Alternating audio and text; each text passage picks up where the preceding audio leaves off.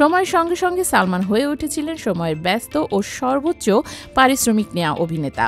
ঢালিউডের জনপ্রিয় নায়কদের নামের তালিকা করলে সালমান শাহ সম্ভবত প্রথম দিকেই থাকবেন। তার সময়ের সালমান শাহের সিনেমা বলতেই বোঝা যেত সিনেমা সুপারহিট। প্রতি সিনেমার জন্য কত টাকা পারিশ্রমিক নিতেন তিনি, তা নিয়ে আগ্রহ সবারই হয়তো আছে। তবে তার শেষ সিনেমায় কত টাকা পারিশ্রমিক নিয়েছিলেন এই নায়ক, চলুন জেনে আসি বিস্তারিত। 90 দশকে বাংলাদেশের সিনেমা ইন্ডাস্ট্রির ড্যাশিং নায়ক বলতে কেবলই সালমান শাহকে বলা হতো। জনপ্রিয় এই নায়কের মৃত্যুর 29 বছর পেরিয়ে গেলেও তার ফ্যাশন সেন্স এবং তাকে নিয়ে হয় নানা ধরনের চর্চা। তার অভিনয় ও স্টাইলে এখনও মুগ্ধ হন বর্তমান প্রজন্মের দর্শকেরা। 4 বছরের ছোট্ট ক্যারিয়ারে 90-এর শুরুতে দেশের সিনেমা অঙ্গনে দেখিয়েছিলেন নতুন দিশা।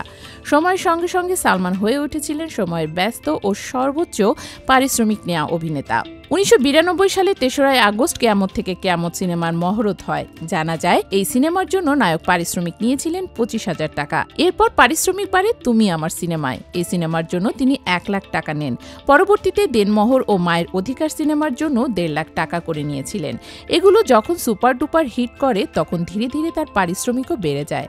বাংলাদেশে তখন সবচেয়ে জনপ্রিয় নায়ক ছিলেন তিনি। তার সর্বশেষ সিনেমা বুকের ভেতর আগুন। ছোটকু আহমেদ পরিচালিত সিনেমাটিতে সালমানের বিপরীতে অভিনয় করেছিলেন সে সময়ের আরেক জনপ্রিয় নায়িকা শাবনূর। সিনেমাটির জন্যই অভিনেতা নিয়েছিলেন সে সময় সর্বোচ্চ পারিশ্রমিক 2 লাখ টাকা। এমনটাই জানান পরিচালক ও সিনেমাটির প্রযোজক ছোটকু আহমেদ। তবে এই সিনেমার কাজ পুরোপুরি শেষ করতে পারেননি সালমান শাহ। গল্পের কিছুটা পরিবর্তন এনে তার জায়গায় নেওয়া হয় ফেরদৌস আহমেদকে। সালমান শাহের মৃত্যুর 1 বছর পর সিনেমাটি প্রেক্ষাগৃহে মুক্তি পায়। এই সিনেমা দিয়েই শেষ হয় সালমানের চলচ্চিত্র যাত্রা। মৃত্যুর সময় সালমানের হাতে তখন অনেকগুলো ছবির কাজ, কিছু ডাবিং চলছিল, কিছু শুটিং শেষ দিকে, আবার কিছু একেবারে মাঝপথে।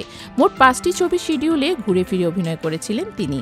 মৃত্যুর ঠিক 1 সপ্তাহ পর 13 সেপ্টেম্বর প্রেক্ষাগৃহে মুক্তি পেয়েছিল ছোটকু আহমেদের পরিচালিত সত্যের মৃত্যু নেই সিনেমাটি।